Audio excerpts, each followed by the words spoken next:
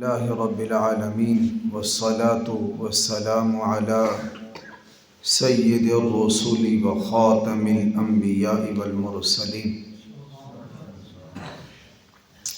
أما بعد فأعوذ بالله من الشيطان الرجيم. بسم الله الرحمن الرحيم. لا تجد قوما يؤمنون بالله واليوم الآخر يوادون من حاد الله ورسوله ولو كانوا آباءهم أو أبناءهم أو إخوانهم أو عشيرتهم أولئك كتب في قلوبهم الإيمان وأيدهم بروح منه ويدخلهم جنات تجري من تحتها الأنهار خالدين فيها أولئك حزب الله ألا إن حزب الله هم المفلحون. قال الله تبارك وتعالى في مقام آخر إنا نحن نزلنا الذكر وإنا له لحافظون. قال الله تبارك وتعالى في مقام آخر يريدون ليطفئوا نور الله بأفواههم والله متم نوره ولو كره الكافرون. قال الله تبارك وتعالى في شان حبيبه إن الله وملائكته يصلون على النبي یا ایھا الذین آمنوا صلوا علیہ وسلموا تسلیما. محبت اور پیار سے درود پاک. الصلاۃ والسلام علیک یا رسول اللہ وعلی آلک واصحابک یا حبیب اللہ. الصلاۃ والسلام علیک یا سید العرب والعجم وعلی آلک واصحابک یا نبی الحرمین. ناموس نبی کی خاطر ہم ہر باطل سے ٹکرائیں گے. ناموس نبی کی خاطر ہم ہر باطل سے ٹکرائیں گے. ناموس قرآن کی خاطر ناموس قرآن کی خاطر ہم ہر باطل سے ٹکرائیں گے. جو راہ میں ہماری آئے گا ہم اس کو مار گرائیں گے. یہ مسئلہ ہے جب ایمان کا، کیا خطرہ ہے جسم و جان کا. اس مسئلے کو جو چھیڑے گا پھر تاج اچھالے جائیں گے. اور آخر کے اندر مولانا اشرف جلالی صاحب آپ فرماتے ہیں محبوب کی عزت گر مانگے، محبوب کی عزت گر مانگے آصف کی جان بھی حاضر ہے. محبوب کی عزت گر مانگے تو آصف کی جان بھی حاضر ہے. ایک جان نہیں ان پر تو لکھ بار بھی صدقے جائیں گے. عزیزان محترم، آج کی یہ بزم سعید ماہانہ پروگرام کے اندر میں اور آپ بیٹھے ہیں. دعا فرمائیں رب لم یزل ہمارا آنا قبول فرمائے، بیٹھنا قبول فرمائے. جو کچھ کہا اور سنا جائے اس پر عمل پیرا ہونے کی توفیق عطا فرمائے. آپ بھی بخوبی واقف ہیں کہ عظیم المرتبت شخصیت، جید عالم دین، عالم بعمل حضرت علامہ مولانا مفتی محمد وسیم سیالوی صاحب، آپ کا خطاب ذیشان ہوتا ہے. جیسا کہ حضرت صاحب نے فرمایا کہ آپ کے بیٹے کا ایکسیڈنٹ ہوا، اس مجبوری کی وجہ سے آپ نہیں آ سکے. میں اور آپ دعا کرتے ہیں کہ رب لم یزل بیٹے کو صحت اور تندرستی والی درازی عمر عطا فرمائے. اللہ تبارک و تعالی اس بچے کو جلد از جلد صحت عطا فرمائے. مختصر حاضری ہے، مختصر ہی عرض کرنا ہے، لیکن آپ کی توجہ میں چاہوں گا. وقت کی نزاکت کچھ ایسی ہے کہ جس کی وجہ سے میں نے یہ عنوان جو آپ کے سامنے عرض کرنا ہے اس کو میں نے اپنایا ہے۔ دعا فرمائیں کہ صحیح معنوں کے اندر آپ تک پہنچا سکوں اور صحیح معنوں کے اندر مجھے اور آپ کو رب لم یزل عمل کی توفیق عطا فرمائے۔ لا تجد قوما یؤمنون باللہ، فرمایا ایسی قوم نہیں پائیں گے جو اللہ پر ایمان رکھے اور آخری دن پر ایمان رکھے۔ یوادون من حاد اللہ ورسولہ، جو اللہ و رسول کے دشمنوں کے ساتھ دوستی رکھے۔ وَلَوْ كَانُوا آبَاءَهُمْ أَوْ أَبْنَاءَهُمْ أَوْ إِخْوَانَهُمْ أَوْ عَشِيرَتَهُمْ، اگرچہ وہ تمہارے ماں باپ ہوں، تمہارے بھائی ہوں، تمہارے بیٹے ہوں۔ اولئک کتب فی قلوبہم الایمان، فرمایا کہ جو شخص اس بندے کے ساتھ دوستی نہیں رکھے گا جو اللہ و رسول کا دشمن ہے، اللہ و رسول کا دشمن ہے، فرمایا کہ وہ شخص کامل الایمان ہے۔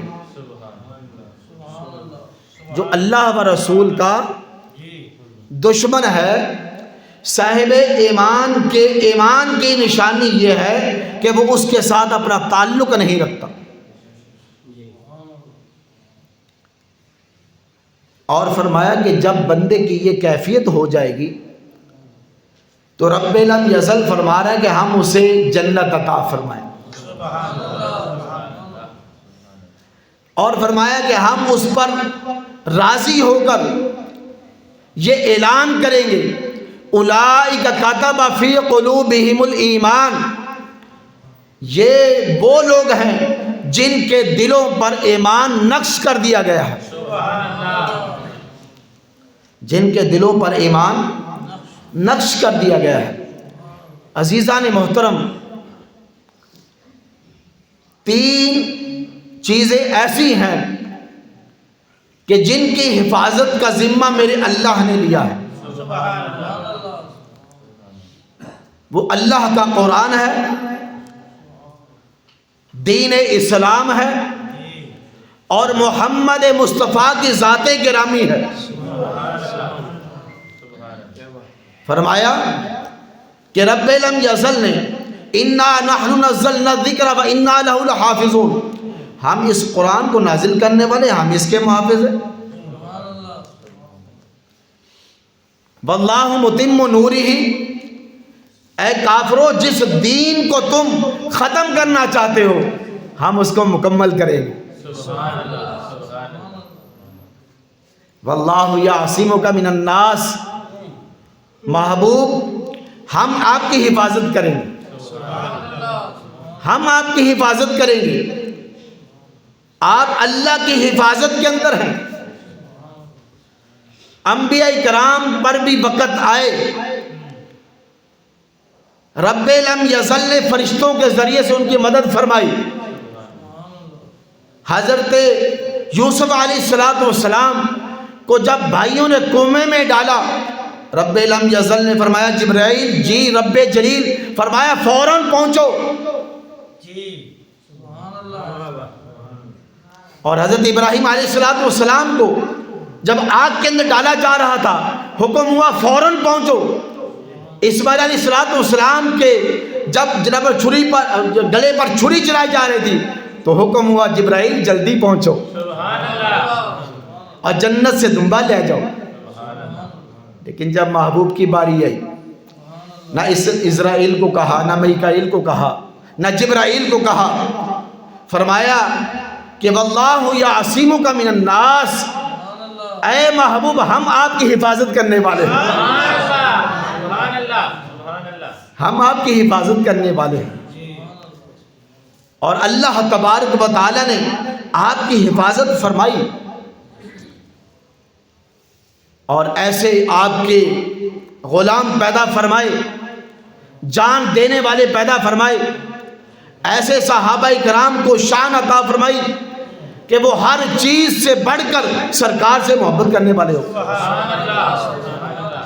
پیارے لجپال آقا سے محبت کرنے والے ہو گئے، اپنی جان، اپنا مال، اپنی ہر چیز قربان کر دی سرکار کی ذات پر۔ اور جب صحابہ کرام نے ایسے کیا، اپنی جان، اپنا مال، اپنی اولاد سب کچھ قربان کر دیا، تو رب لم یزل نے فرمایا یہ وہ لوگ ہیں جن کے دلوں پر ہم نے ایمان ثبت کر دیا ہے، ہم نے ایمان مضبوط کر دیا ہے۔ اور پھر تاریخ نے دیکھا کہ اگر سرکار کے مخالف باپ کھڑا ہو گیا، صحابہ نے اس کو نہیں چھوڑا، سرکار کا مخالف کوئی جناب والا بھائی کھڑا ہو گیا، صحابہ نے اس کو نہیں چھوڑا، سرکار کا مخالف اگر کوئی ماں کھڑی ہو گئی، صحابہ کرام نے اس کو نہیں چھوڑا۔ فرمایا کہ یا رسول اللہ، ہم آپ پر ہماری ہر چیز قربان ہے۔ علامہ قرطبی رحمۃ اللہ تعالی نے یہ واقعہ بیان فرمایا کہ حضرت ابو بکر صدیق رضی اللہ تعالی عنہ، توجہ ہے، حضرت ابو بکر صدیق رضی اللہ تعالی عنہ آپ کو کے سامنے آپ کے والد محترم نے سرکار کو کوئی برا بلا کہہ دیا۔ جب برا بلا کہا، حضرت ابو بکر صدیق رضی اللہ تعالی عنہ آپ سے برداشت نہ ہوا، آپ نے تھپڑ مارا، باپ نیچے گرا، اور پھر جناب والا جب وہ اٹھا، حضرت ابو بکر صدیق سیدھے سرکار کی بارگاہ میں پہنچ گئے، جا کر عرض کرنے لگے یا رسول اللہ ایسا معاملہ ہوا۔ سرکار نے فرمایا ابو بکر کیا تو نے ایسا کیا؟ یا رسول اللہ ہاں میں نے ایسا کیا۔ فرمایا لا تعود الی، اے ابو بکر دوبارہ ایسے نہ کرنا۔ یہ محبوب کی شفقتیں ہیں، یہ محبوب کی شفقتیں ہیں، محبتیں ہیں۔ یہ باپ کا رتبہ بیان کیا سرکار نے، لا تعود الی، اے میرے ابو بکر دوبارہ ایسے نہ کرنا۔ عرض کیا یا رسول اللہ، توجہ ہے نا، یا رسول اللہ والذی بعثک بالحق، یا رسول اللہ مجھے رب ذوالجلال کی قسم ہے جس نے آپ کو نبی برحق بنا کر بھیجا ہے، اگر میرے ہاتھ میں تلوار ہوتی نا، تلوار، تو میں باپ کا سر قلم کر دیتا، میں باپ کا سر قلم کر دیتا۔ کیوں؟ کہ یا رسول اللہ اس نے آپ کے خلاف بات کی ہے۔ یہ ہے سرکار علیہ السلام کے صحابہ کرام کہ ان کے سامنے باپ بھی آیا اور باپ کو سرکار کا مخالف پایا تو اس کو قتل کرنے کے لیے تیار ہے۔ یعنی یہ ہے جہاں سرکار کی محبت ہوگی وہاں جو ہے سرکار کا دشمن اس کو بندہ قتل کرنے کے لیے تیار ہو جائے گا۔ اور ایک صحابی حضرت سعد بن ابی وقاص، آپ جو ہے آپ کی والدہ کہتی ہے کہ اے سعد بن ابی وقاص، میں اپنے آپ کو مار لوں گی اگر تو نے میری بات نہ مانی، سرکار سے پیچھے نہ ہٹا۔ تو آپ جناب والا کہتے ہیں ماں تو مجھے ایک جان کی دھمکی دیتی ہے، اگر تیری 1000 جانیں بھی ہوں اور تو ایک ایک کر کے ختم کرتی جائے تو میں تجھے کبھی نہیں کہوں گا اے ماں تو نہ مر۔ تو یہ کہتی ہے کہ میں ایمان سے پیچھے ہٹ جاؤں، سرکار سے پیچھے ہٹ جاؤں؟ یہ صحابہ کرام رضوان اللہ تعالی علیہم اجمعین جنہوں نے سرکار سے محبت کر کے بتائی کہ اس انداز سے محبت کرنی۔ آپ نے وہ واقعہ سنا کہ غزوہ بدر کے اندر ابھی صفیں سیدھے ہو رہی تھی، سرکار کی بارگاہ میں حضرت ابو بکر صدیق نے عرض کیا یا رسول اللہ وہ مخالفت کے اندر میرا بیٹا کھڑا ہے، اگر آپ اجازت دیں ایک ایک دو کی لڑائی شروع میں ہوگی تو مجھے آپ اجازت دیں میں جاؤں اپنے ہاتھ سے اس کو قتل کروں۔ سرکار نے فرمایا اے ابو بکر اپنے آپ کو روک، اپنے آپ کو روک اور اپنی ذات سے مجھے فائدہ پہنچا۔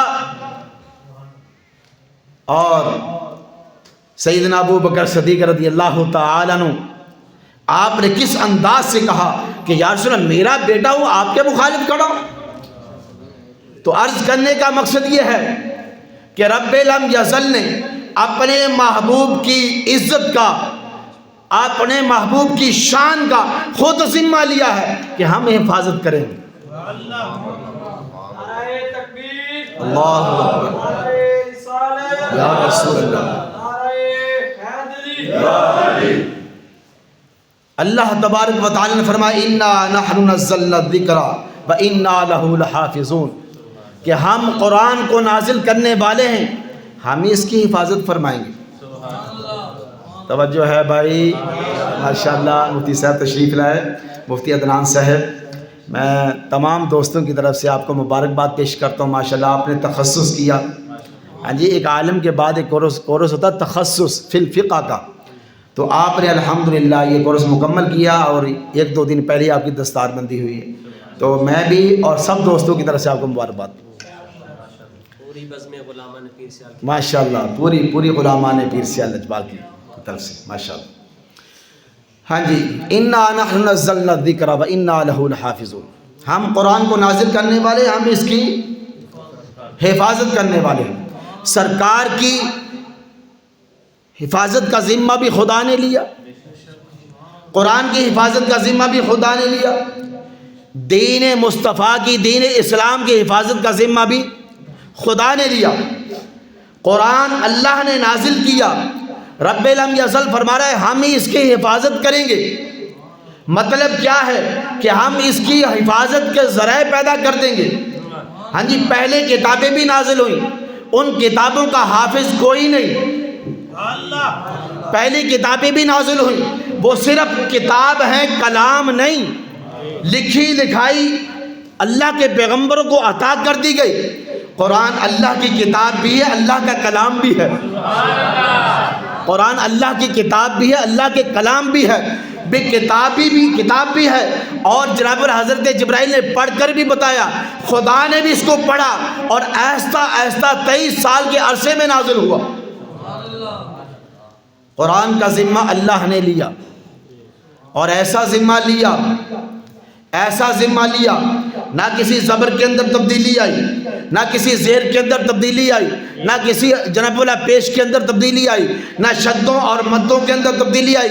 آیات قرآنیہ تو بہت دور کی بات ہے، زبر زیر کے اندر بھی تبدیلی نہیں۔ اللہ تبارک و تعالی نے ایسی اس کی حفاظت کا ذمہ لیا اور اس کی حفاظت فرمائی۔ 1400 سال گزر گئے، حفاظت اسی طرح ہے، کسی قسم کی تبدیلی۔ اچھا، اس کو مثال کے ذریعے سے عرض کر دیتا ہوں۔ انجیل ہے، زبور ہے، تورات ہے، دیگر صحائف ہیں۔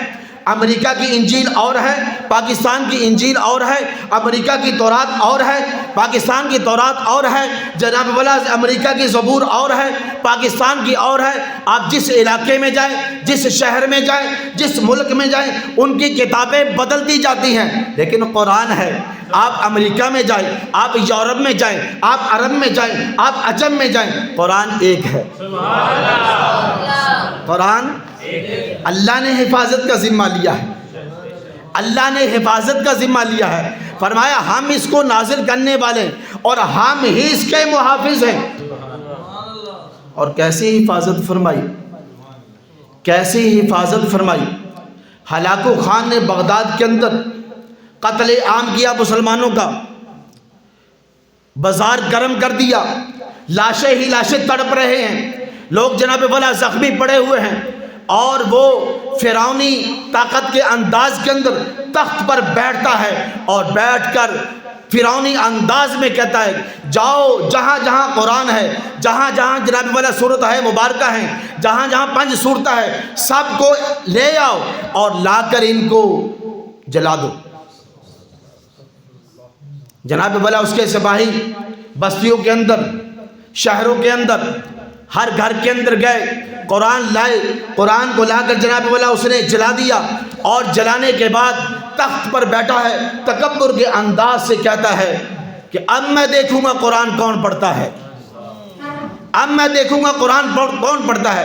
اتنا کہنا تھا، ان زخمی مسلمانوں میں سے، نوجوانوں میں سے ایک چھوٹا سا بچہ کھڑا ہوتا ہے اور پڑھتا ہے اعوذ باللہ من الشیطان الرجیم بسم اللہ الرحمن الرحیم۔ اب وہ تکبرانہ انداز سے بیٹھا ہوا ہلاکو کہتا ہے کہ یہ بچہ کیا پڑھ رہا ہے؟ وہ آگے سے کہنے لگے او ظالم، جس قرآن کو تو نے ختم کیا ہے یہ بچہ اسی قرآن کی تلاوت کر رہا ہے،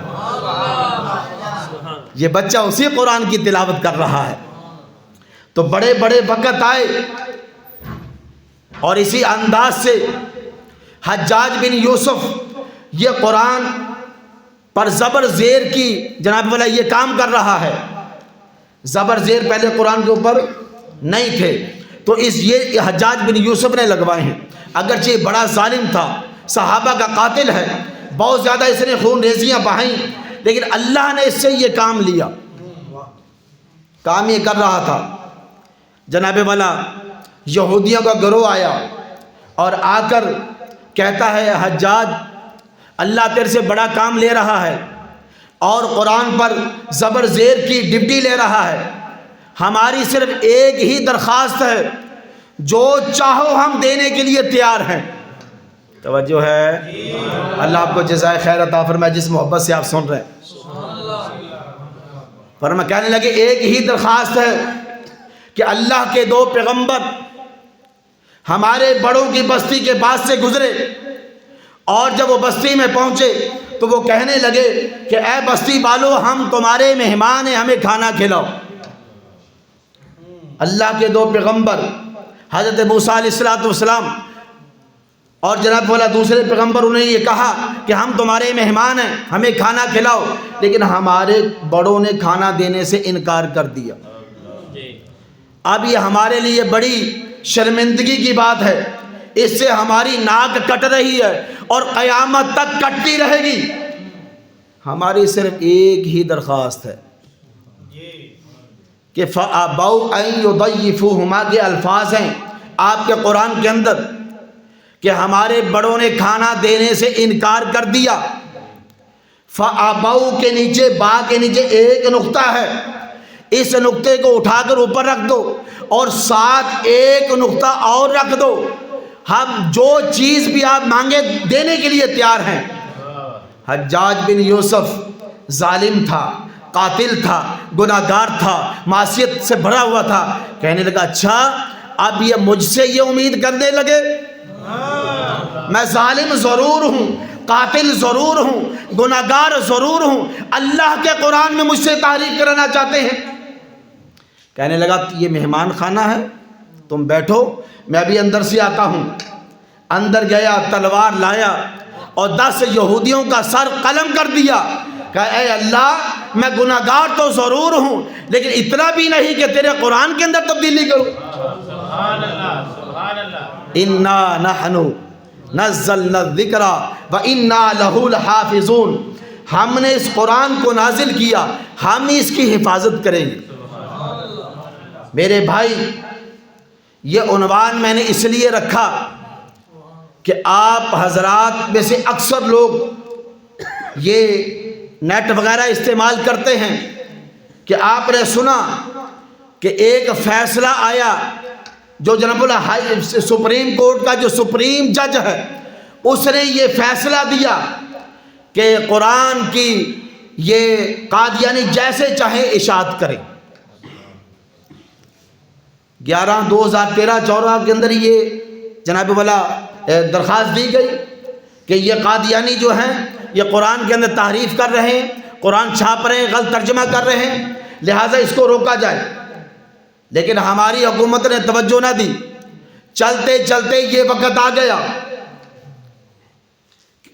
21 کے اندر باقاعدہ طور پر 2021 کے اندر یہ کام شروع ہوا اور چند دن پہلے فیصلہ آیا اور فیصلہ دینے والا قصائی فیض عیسیٰ ہے، قاضی نہیں ہے، قصائی ہے۔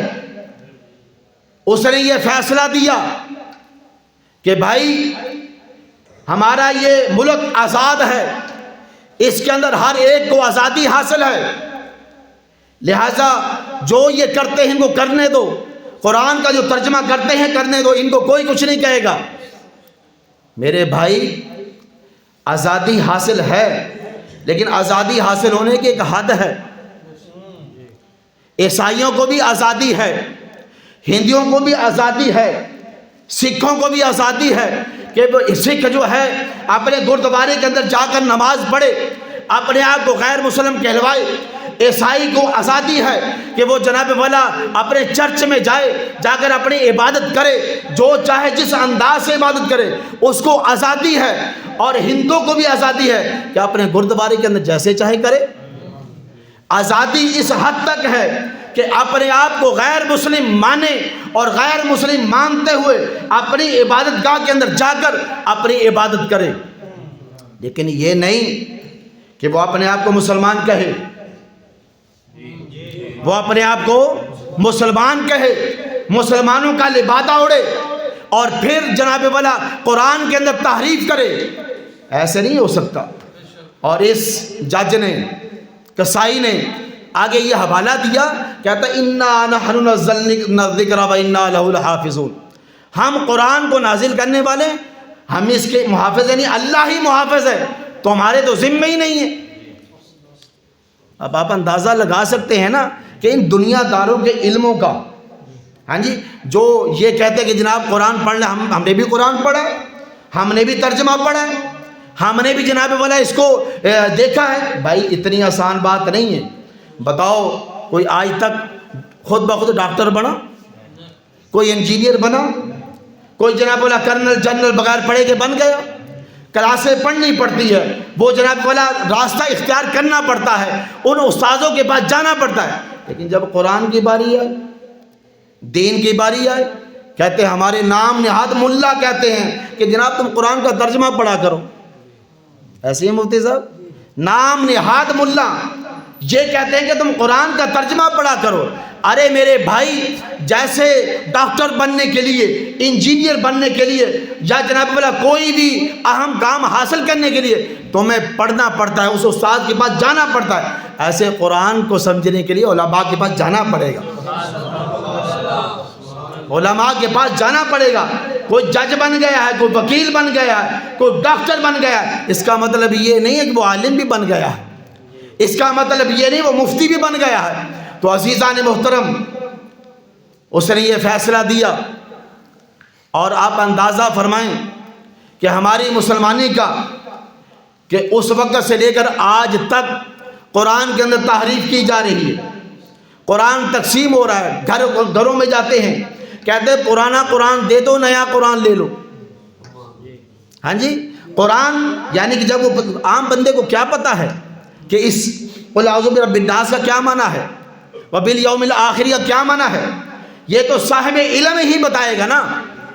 اچھا بھائی، سمجھانے کے لیے ایک بات میں عرض کر دیتا ہوں۔ اب دیکھو نا، پیپسی کولا، کوکا کولا، دونوں بوتلیں ایک ہیں نا، رنگ ایک ہے، برانڈ علیحدہ علیحدہ ہے، نام علیحدہ علیحدہ ہے۔ کوئی جناب والا پیپسی کو کولے کے اندر ڈال کر، کولے کو پیپسی کے اندر ڈال کر وہ کہے کہ جناب والا یہ پیپسی ہے، اندر ہو کولا، کیا بات سمجھنے کی ہے؟ نہیں سمجھ میں آئے گی۔ پیپسی کے اندر اس کا نام ہے، اس کا برانڈ ہے۔ اسی طریقے سے جناب والا اگر قادیانی جو ہے، اگر اپنے آپ کو یہ جب تک اپنے آپ کو مسلم کہلوانا چاہتا ہے، لیکن ہے قادیانی، مسلمان کا لبادہ اڑا ہوا ہے قادیانی۔ قادیانی کل بھی کافر تھا، قادیانی آج بھی کافر ہے، قادیانی قیامت تک کافر ہے۔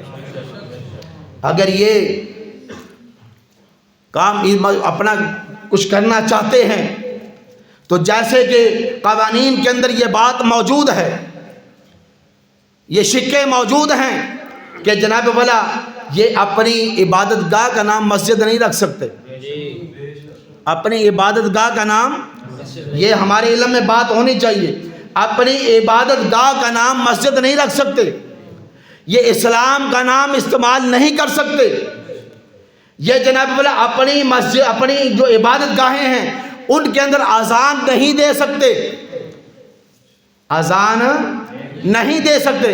یہ چیزیں ان کے لیے لازم ہیں اگر ہاں اپنے آپ کو کافر کہلوائیں، اپنے آپ کو غیر مسلم کہلوائیں، جیسے یہودی اپنے آپ کو کافر کہلاتا ہے، عیسائی اپنے آپ کو کافر کہلاتا ہے، اسی طریقے سے سکھ اپنے آپ کو کافر کہلاتا ہے، بت پرست اپنے آپ کو کافر کہلاتا ہے، اسی طریقے سے یہ بھی اپنے آپ کو کافر کہلائیں۔ جیسے کہ قانون کے اندر یہ بات موجود ہے کہ اپنے آپ کو مسلم کہلوا سکتے نہیں۔ اور آج کے اس مجمع کے اندر آج پھر میں یہ کہتا ہوں کہ جناب والا یہ جو قادیانی ہے، ان کے شناختی کارڈوں پر، ان کے پاسپورٹ پر یہ لکھا جائے کہ یہ قادیانی ہے۔ ہماری حکومت ایسی نااہل ہے کہ خود ہی کافر قرار دینے والی، اور ابھی تک اس کا دائرہ نہیں بنا کہ یہ قادیانی ہے، جس کی وجہ سے ہمارے نوجوانوں کو بہکایا جاتا ہے۔ تو عزیزان محترم، اللہ تبارک و تعالیٰ سمجھنے کی توفیق عطا فرمائے، اور جو کچھ کہا اور سنا گیا اس پر عمل پیرا ہونے کی توفیق عطا فرمائے۔ آمین ثم آمین، وآخر دعوانا الحمدللہ۔